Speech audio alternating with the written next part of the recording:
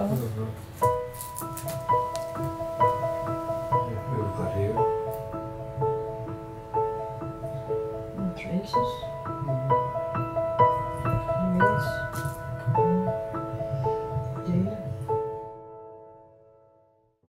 Yeah, it's the same as most young teenage people, which you're on about with his cousins and neighbours. A lot of people, and he met a lot of friends and all in him. He was the same as anybody else, the same as any other teenager. He got up to all the devilment of the day. He used to go to the pub and he'd got strands to take the police cones off the side of the road and would carry them home. And he loved football. Then he got fixed up at UCD, and then he got his own apartment, and very proud of that too. Very proud that he can go now and have a life of his own in Dublin. I think it was a very good decision because it let Garry know that he had a life beyond us. It let us know that Garry was looked after, away from us, and it gave us peace of mind.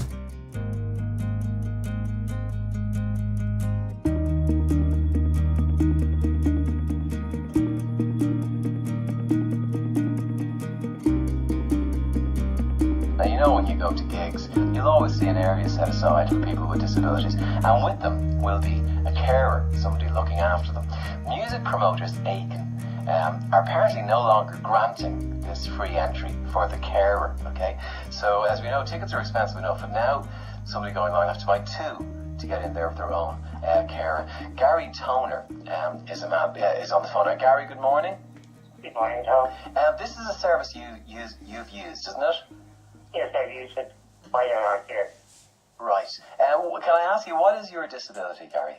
My disability is a form of muscular dystrophy. It's a condition. It's a weakening of the muscles to lead and speed. I physically am able to do normal tasks. Right. So, and you're in a wheelchair, are you? I'm a wheelchair user. A big fan of music? Big fan of music, yeah. I went to a number of concerts last year, like Madonna, Lady Gaga, and I went to different concerts. Right. I know too, as well. So you're going to more gigs with me for the sound of the Garry. I was at Madonna. That was great. So at the moment, how do you get there? How does that work out for you? Okay, see them close. I just bring this up to Michael. And what things not say. To the one of them. Mm-hmm.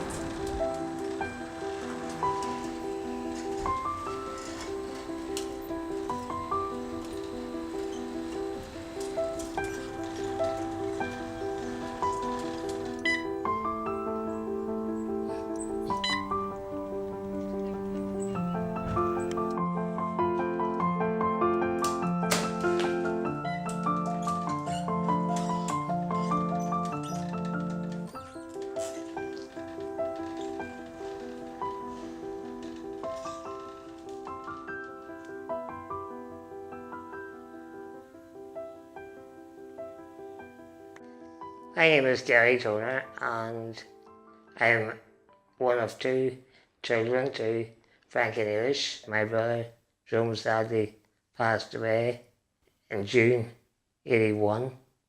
Things were different then. Having a disability, people saw you as childlike all the time. They didn't really see you as an adult. So when I was 17, 18, people still thought of you as a 8-year-old. So it was quite difficult those stages of my life. My parents were great. They always encouraged me to get on with my life and be as independent as I could. I like to go out. I like to socialise with other people, meet friends, go out for dinner, go to some nice restaurants. have nice food, have a few glasses of wine, maybe go to somewhere afterwards, listen to some music. The sky is dark as this, doesn't clear without a storm.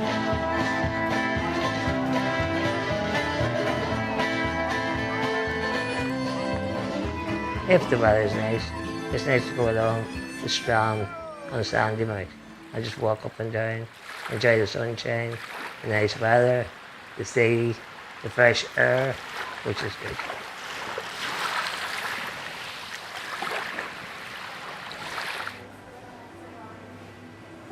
The short leg here. I have the regular though. I can adjust I think that's what the upper thing. It's for you with a tiny collar. You mean like the depth of the colour? Is it? Yeah, yes, right. Yeah. I'll just see because if I was able to get that here for you in the car, I can get that.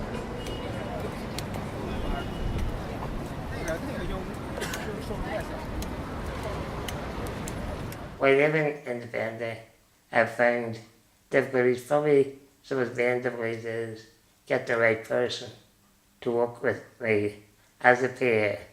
I was finding PAs to assist me to live independently. So sometimes that can be a little bit hit and miss, get the right person. Because obviously the individual has to come, they live in your home, they're with you maybe 2 days per week. So it's sort of a bond has to form between myself and the PA, and that works both ways. So that's probably one of the main difficulties of living independently. Not noted for his left-footed kicking in particular, worked the ball well, worked himself into space, and you can see there, hand to the face, he knows that was a pretty easy chance and very disappointed. In 2010, I had a life-threatening situation. I went on holidays to Barcelona, and the first week was fine. We travelled through France, got to Barcelona, saw lovely sights, the travel was good. Arrived in Barcelona, the weather was beautiful, nice and sunny, and we were having a good time in Barcelona, going along the beach, going out to restaurants. I did meet someone, a Barcelona friend I'd met through the internet, and he was a guy who worked in independent living in Spain as well. Antonio was his name.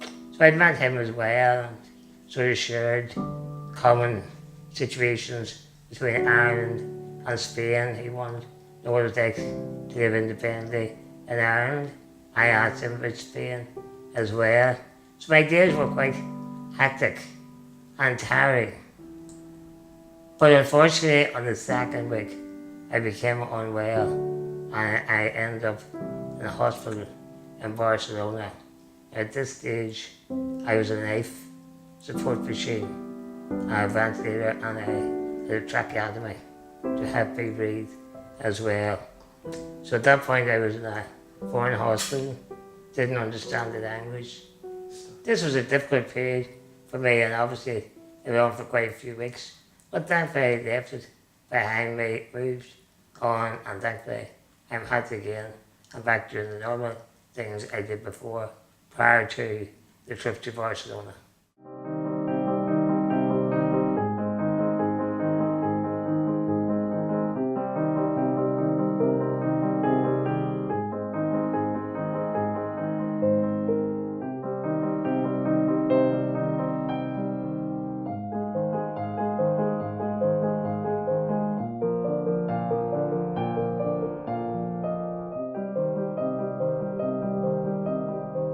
Some of the most significant accomplishments for me were obviously, first of all, was getting a degree at Queen's University, then moving to Dublin, where I did a Master's in Equality Studies. The Master's in Equality Studies gave me a greater scope of understanding equality issues, such as law, feminist theory, gender. There's a wide scope. There's also disability within the equality studies, but that is just one part of the study, so it helped me understand different aspects of life. Also, whilst being in Dublin, I became involved with Muscular Dystrophy Ireland, and then I became chairperson of MDI. Acting as chairperson of MDI for the past 2 years has been a rewarding and fulfilling experience.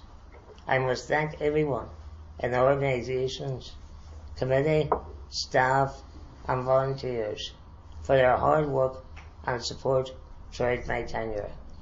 Thanks. I'd like to encourage others with a disability to become independent because it gives them a greater choice for themselves.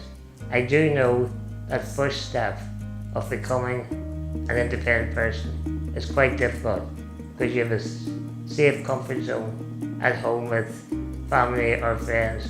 But to move out and take on the challenge of becoming independent is worthwhile. I have done that with quite a severe physical disability, so I don't see why others couldn't do it, and they probably would feel more self-worthy because they would have made that major step of being independent and being their own person and having their own rights and their own choices to do what they like.